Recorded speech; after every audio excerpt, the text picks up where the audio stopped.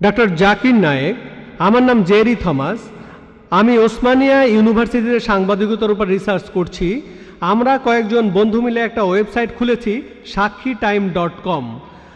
আপনার কাছে আমার প্রশ্ন, 1 নাম্বার, আমি সবসময় জানতাম যে হাদিস ছাড়া কোরআন অসম্পূর্ণ।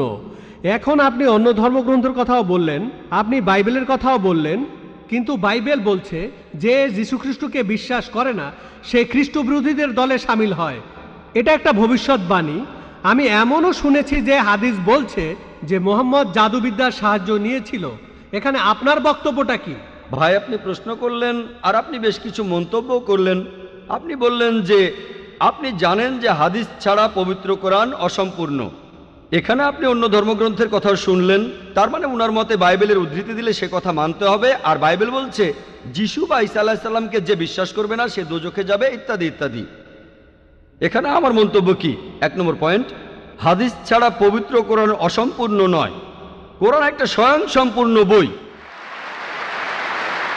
তবে কোরআনের কথাগুলো বুঝতে গেলে আপনাকে এগুলোর ব্যাখ্যা পড়ে দেখতে হবে। আর হাদিস হলো পবিত্র কোরআনের ব্যাখ্যা, যে কথাগুলো বলে গিয়েছেন নবীজি সাল্লাল্লাহু আলাইহি সাল্লাম।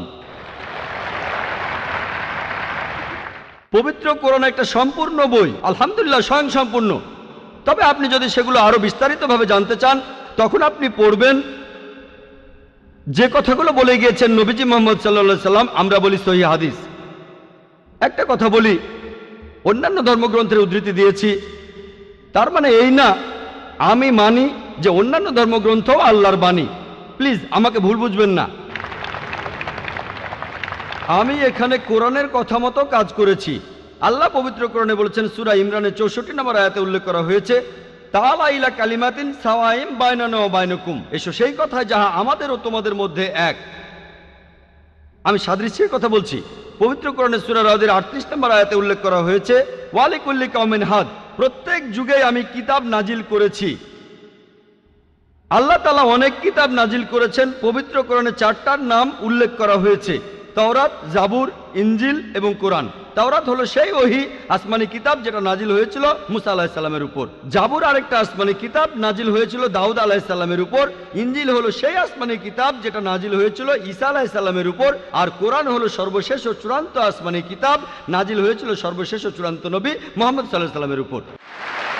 এখন আগের সবগুলো আসমানি কিতাব এসেছিল নির্দিষ্ট সম্প্রদায়ের মানুষের জন্য, আর সেই কিতাবের নির্দেশগুলো ছিল একটা নির্দিষ্ট সময়ের জন্য। তাই আল্লাহ তাআলা চাননি যে এই কিতাবগুলো অবিকৃত অবস্থায় থাকুক। কিন্তু কোরআন হলো সর্বশেষ আসমানি কিতাব। আল্লাহ কোরআনে বলেছেন, সূরা হিজরের 9 নম্বর আয়াতে উল্লেখ করা হয়েছে, আমি কোরআন অবতীর্ণ করেছি আর আমি সংরক্ষণ করে রাখব। কোরআন হলো একমাত্র ধর্মীয় গ্রন্থ পুরো পৃথিবীর মধ্যে যেটা এখনো অবিকৃত অবস্থায় আছে। শুধু আমি বলছি না, ধর্মের উপরে বিভিন্ন বিশেষজ্ঞরা বলছেন। তাদের একজন উইলিয়াম মুর, তিনি ইসলামের বিরুদ্ধে তীব্র সমালোচনা করতেন। তিনি খ্রিস্টান ছিলেন। 200 বছর আগে তিনি বলেছিলেন, আর কোনো ধর্মীয় গ্রন্থ নেই, আর কোনো ধর্মীয় গ্রন্থ নেই যেটা এখনো অবিকৃত অবস্থায় আছে 1200 বছরের বেশি সময় ধরে। এখন বললো 1400 বছরেরও বেশি। এই কোরআনের মতো তিনি খ্রিস্টান ছিলেন, ইসলাম ধর্মের তীব্র সমালোচক ছিলেন। তিনি সত্যি কথাটা স্বীকার করেছেন, কোরআন অবিকৃত অবস্থায় আছে। কিন্তু অন্যান্য সব ধর্মগ্রন্থ সেগুলোর কথা বদলে গেছে, এমনকি বাইবেলও। আমি বাইবেলকে আল্লাহ তাআলার বাণী বলে মানি না। আমরা মুসলিমরা বিশ্বাস করি সেই ওহীতে যেটা দেওয়া হয়েছিল ঈসা আলাইহিস সালামকে, ইনজিল। কিন্তু এখন আমরা যে বাইবেলটা দেখি, এই বইটা একটা মিশ্রণ। এখানে আল্লাহর বাণী থাকতে পারে, কোরআনের সাথে মিললে আমি আপত্তি না করে মেনে নেব এটা আল্লাহর বাণী। এছাড়াও নবীদের বলা কথা আছে, এখানে ঐতিহাসিকদের বলা কথাও আছে। দুঃখের সাথে জানাচ্ছি, বাইবেলে পর্নোগ্রাফিও আছে। আমি উদ্ধৃতি দিতে পারবো না, আমি পারবো না। বাইবেলে আছে অনেক পরস্পর বিরোধী কথা, বৈজ্ঞানিক ভুল, গাণিতিক ভুল, সেগুলোর কথা এখানে বলছি না। আমি বিতর্ক করেছিলাম ডক্টর উইলিয়াম ক্যাম্বেলের সাথে। তিনি ইসলামের বিরুদ্ধে একটা বই লিখেছিলেন, Quran and Bible in the light of history and science. বলেছিলেন কোরআনে 30টা বৈজ্ঞানিক ভুল আছে। আমি আমেরিকায় গিয়েছিলাম। আমেরিকায় আমরা বিতর্ক করেছিলাম 2000 সালের 1 এপ্রিল, আর টপিক ছিল Quran and Bible in the light of science. তার সব অভিযোগের উত্তর আমি দিয়েছিলাম। তারপর আমি যখন বাইবেলের 38টা ভুলের কথা বললাম, তিনি সেগুলোর উত্তর দিতে পারেননি। পবিত্র কোরআনের সূরা বাকারার ৭৯ নম্বর আয়াতে উল্লেখ করা হয়েছে, فويل للذين يكتبون الكتاب بأيديهم ثم يقولون هذا من عند الله ليشتروا به ثمنا قليلا فويل لهم مما كتبت أيديهم ويل لهم مما يكسبون। দুর্ভোগ তাদের যারা নিজ হাতে কিতাব রচনা করে আর বলে এটা আল্লাহর ওহী। সমূল্য পাওয়ার জন্য তারা এই কথা বলে, যা লিখেছে সেজন্য শাস্তি তাদের, যা উপার্জন করেছে সেজন্য শাস্তি তাদের। তাই বর্তমানের বাইবেল, হয়তো জানেন এই বাইবেল শব্দটা এটা বাইবেলের মধ্যে কোথাও নেই। এটা এসেছে গ্রিক শব্দ বিবলস থেকে, অর্থাৎ অনেক বই মিলে একটা বই। আর বিশেষজ্ঞরা এখন বলেন এই বাইবেল লিখেছে অনেকজন লেখক, আমি বলছি না, খ্রিস্টান বিশেষজ্ঞরা। তাই বর্তমানের বাইবেলকে আমি আল্লাহর বাণী বলে মনে করি না। একইভাবে যদি জিজ্ঞেস করেন আমি বেদকে আল্লাহর বাণী বলে মনে করি কিনা, বৌদ্ধ ধর্মগ্রন্থগুলোকে আল্লাহর বাণী বলে মনে করি কিনা, পার্সি ধর্মগ্রন্থগুলোকে আল্লাহর বাণী বলে মানি কিনা, আমি এখন বলবো হতে পারে আল্লাহর বাণী, নাও হতে পারে আল্লাহর বাণী। আল্লাহ সুবহানাহু ওয়া তাআলা অনেক ওহী নাজিল করেছেন, অনেক কিতাব কোরআনে 4টার নাম উল্লেখ আছে, তবে এছাড়াও আছে যেমন সুফে ইব্রাহিম, এরকম অনেক আছে। আমি এখানে বলবো হতে পারে হিন্দু ধর্মগ্রন্থ হতে পারে আল্লাহর বাণী, হতে পারে বৌদ্ধ ধর্মগ্রন্থ সেগুলো আল্লাহর বাণী, তারপর পার্সি ধর্মগ্রন্থ আল্লাহর বাণী হতে পারে, কিন্তু আসমানি কিতাব হলেও সেগুলো নির্দিষ্ট জাতি আর নির্দিষ্ট সময়ের জন্য। এখন আপনি মানবেন সর্বশেষ ও চূড়ান্ত কিতাব, সেটা হলো পবিত্র কোরআন। তাহলে প্রত্যেক মানুষই, হোক তার দেশ ইন্ডিয়ায়, আমেরিকাতে, কানাডায়, ইংল্যান্ডে, সিঙ্গাপুরে, সৌদি আরবে, প্রত্যেক মানুষই সর্বশেষ ও চূড়ান্ত ওহী মানবে, অর্থাৎ পবিত্র কোরআন আর সর্বশেষ নবী মুহাম্মদ সাল্লাল্লাহু আলাইহি সাল্লামকে মেনে চলবে।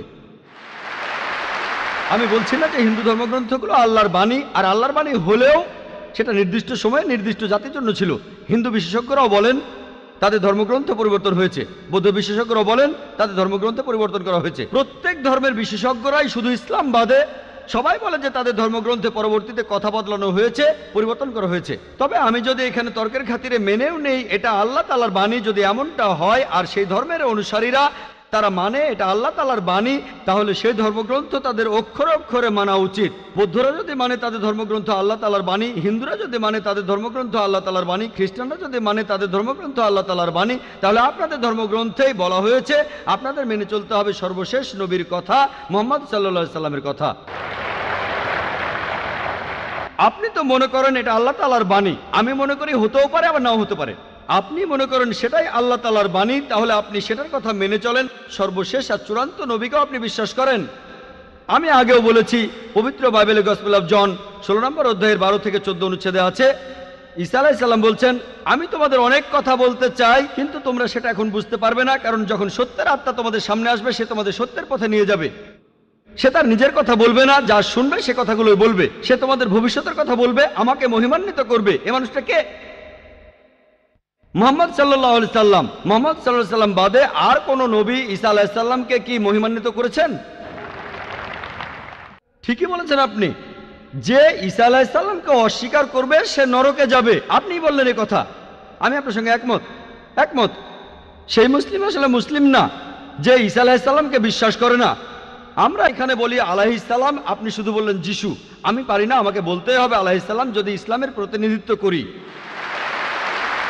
যদি আমি এই আলাইহিস সালাম শব্দটা না বলি আমাকে বের করে দেওয়া হবে।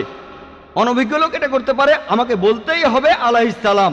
তাহলে সেই মুসলিম আসলে মুসলিম না যে ঈসা আলাইহিস সালামকে বিশ্বাস করে না। আমরা মানি যে ঈসা আলাইহিস সালাম হচ্ছেন আল্লাহ সুবহানাহু ওয়া তাআলার প্রেরিত রাসূল। বিশ্বাস করি তিনি অলৌকিকভাবে জন্মেছিলেন কোনো পুরুষের হস্তক্ষেপ ছাড়াই, যেটা অনেক আধুনিক খ্রিস্টানি বিশ্বাস করে না।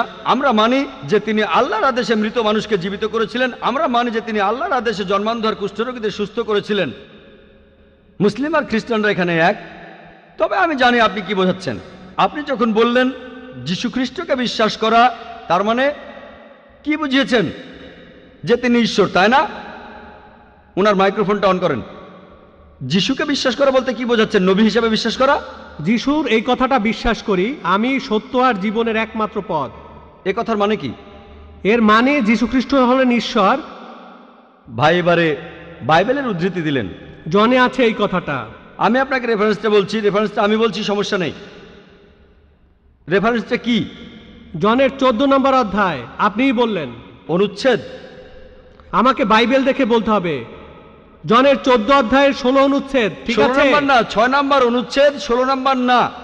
সরি মিস্টার নায়েক, আমাকে বাইবেল শেখানো লাগবে না। আমরা আপনার ভুল ব্যাখ্যাগুলো শুনে আমাদের ওয়েবসাইটে সে তার উত্তর দেব। ভালো কথা। ভাই, আপনি উদ্ধৃতি দিচ্ছেন, আপনার ব্যাগে তো বাইবেল আছে, তাই না? ব্যাগ থেকে বাইবেলটা বের করে দেখেন। এটা গসপেল অফ জনের 14 নম্বর অধ্যায় 6 নম্বর অনুচ্ছেদ 16 নম্বর না।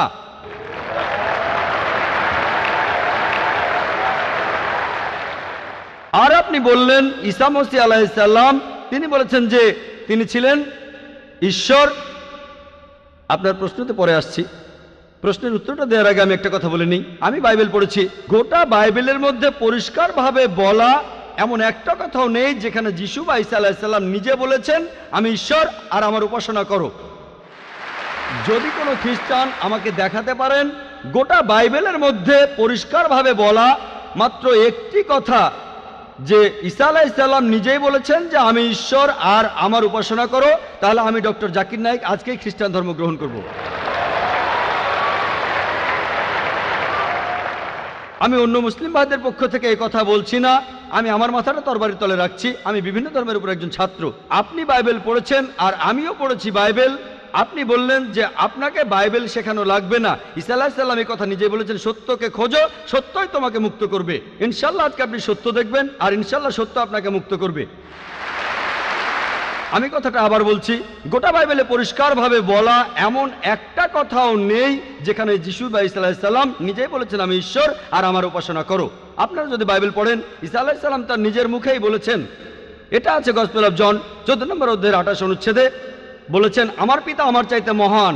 গসপেল অফ জন 10 নম্বর অধ্যায়ের 29 অনুচ্ছেদ, আমার পিতা সবার চাইতে মহান। গসপেল অফ ম্যাথিউ 12 নম্বর অধ্যায়ের 28 অনুচ্ছেদ, আমি ঈশ্বরের আত্মার সাহায্যে শয়তানকে তাড়িয়ে দেই। গসপেল অফ লুক 11 নম্বর অধ্যায়ের 20 অনুচ্ছেদ, আমি ঈশ্বরের আঙ্গুলের সাহায্যে শয়তানকে তাড়িয়ে দেই। গসপেল অফ জন 5 নম্বর অধ্যায়ের 30 অনুচ্ছেদ, আমি আমার নিজের থেকে কিছুই করতে পারি না, আমি এখানে বিচার করি আর আমার বিচার সঠিক, কারণ আমি আমার ইচ্ছায় কাজ করি না, আমার পিতার ইচ্ছায় কাজ করি। যদি কেউ বলে সে আল্লাহর ইচ্ছা মতো কাজ করে, সে একজন মুসলিম। ঈসা আলাইহিস সালাম একজন মুসলিম, তিনি নিজেকে ঈশ্বর বলেননি। বুক অব অ্যাক্টসে পরিষ্কার বলা আছে 2 নম্বর অধ্যায়ের 22 অনুচ্ছেদ, বলা হয়েছে হে ইসরায়েলের সন্তানেরা একথা শোনো, নাজারেত শহরের যিশু ঈশ্বর প্রেরিত একজন পুরুষ তোমাদের মাঝে, সে অনেক অলৌকিক কাজ করবে, সেগুলো তাকে ঈশ্বর করাবেন, তোমরা তার সাক্ষী থাকবে। ঈশ্বর প্রেরিত একজন পুরুষ তোমাদের মাঝে, সে অনেক অলৌকিক কাজ করে দেখাবে, ঈশ্বর তাকে দিয়ে করাবেন আর তোমরা তার সাক্ষী থাকবে। তাই বাইবেল স্পষ্ট করে বলছে যে ঈসা আলাইহিস সালাম ছিলেন একজন মানুষ, তিনি আল্লাহ তাআলার প্রেরিত একজন রাসূল, কিন্তু আল্লাহ নন। গোটা বাইবেলের মধ্যে পরিষ্কারভাবে এমন একটা কথাও নেই যেখানে ঈসা আলাইহিস সালাম নিজেই বলেছেন যে আমি ঈশ্বর, আমার উপাসনা করো। আপনি একটা উদ্ধৃতি দিয়ে সেটা প্রমাণ করতে চাইলেন যে গসপেল অফ জন 14 নম্বর অধ্যায়ের 6 অনুচ্ছেদে বলা হয়েছে যিশু বা ঈসা আলাইহিস সালাম নিজেই বলেছেন আমি সত্য আর জীবনের একমাত্র পথ, আমাকে ছাড়া আমার পিতার কাছে কেউ যেতে পারবে না। এখানে প্রসঙ্গ ছাড়া উদ্ধৃতি দিচ্ছেন। লোকজন পবিত্র কোরআনের আয়াত নিয়ে প্রসঙ্গ ছাড়া উদ্ধৃতি দেয় দুর্নাম করতে। একইভাবে খ্রিস্টান মিশনারিরা বাইবেলের প্রসঙ্গ ছাড়া উদ্ধৃতি দেয়। আপনাকে একটা সত্য কথা বলি, আপনার বাইবেলটা খোলেন, যদি সন্দেহ থাকে বাইবেলটা খোলেন, প্রসঙ্গ জানতে 1 নম্বর অনুচ্ছেদটা পড়েন। গসপেল অফ জন 14 নম্বর অধ্যায়ের 1 অনুচ্ছেদ বলছে যে তোমরা ভয় পাচ্ছ কেন? যিশু বা ঈসা আলাইহিস সালাম বলছেন যদি তোমরা ঈশ্বরকে বিশ্বাস করো তাহলে আমাকে বিশ্বাস করো। আমার পিতার রাজ্যে অনেক প্রাসাদ আছে, আমি সেখানে গিয়ে তোমাদের জন্য জায়গা তৈরি করব। আমি যখন যাব আমি তখন বলবো। শিষ্যরা বলল আপনি কোথায় যাবেন? তোমরা জানো না আমি কোথায় যাব? তারা বলল না। তখন শিষ্যরা বলল যে আমাদের পথ দেখান, আপনি যেখানে যাবেন। তখন যিশু বা ঈসা আলাইহিস সালাম বললেন আমি সত্য আর জীবনের একমাত্র পথ। শিষ্যরা তখন বলল ঈসা আলাইহিস সালামকে যে আমাদের সেই পথ দেখান। ঈসা আলাইহিস সালাম তখন বললেন আমি সত্য আর জীবনের একমাত্র পথ, আমাকে ছাড়া আমার পিতার কাছে কেউ যেতে পারবে না। আমরা মানি যে নবীগণ যখন এসেছিলেন প্রত্যেক নবী ছিলেন সত্য আর জীবনের দেখানো পথ, সেই নবীদের ছাড়া কোনো মানুষই আল্লাহর কাছে যেতে পারতো না। আর যীশু খ্রিস্টের সময়ে আমি বাইবেলের কথা মানছি, যিশু বা ঈসা আলাইহিস সালাম তিনিই ছিলেন সত্য আর জীবনের একমাত্র পথ। যীশু খ্রিস্টের শিক্ষা ছাড়া কোনো মানুষই তখন আল্লাহর কাছে যেতে পারতো না। মুসা নবীর সময়ে তিনি ছিলেন সত্য আর জীবনের পথ।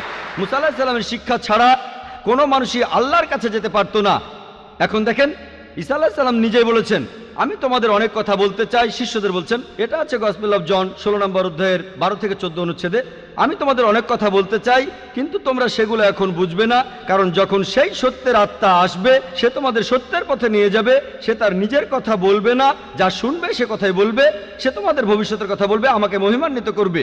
আর এখন দেখবেন, ভালো করেই দেখবেন যে নবীজি মুহাম্মদ সাল্লাল্লাহু আলাইহি সাল্লাম তিনি সত্য আর জীবনের একমাত্র পথ। মুহাম্মদ সাল্লাল্লাহু আলাইহি সাল্লাম যা শিখিয়েছেন সেগুলো ছাড়া কেউ আল্লাহর কাছে যেতে পারবে না।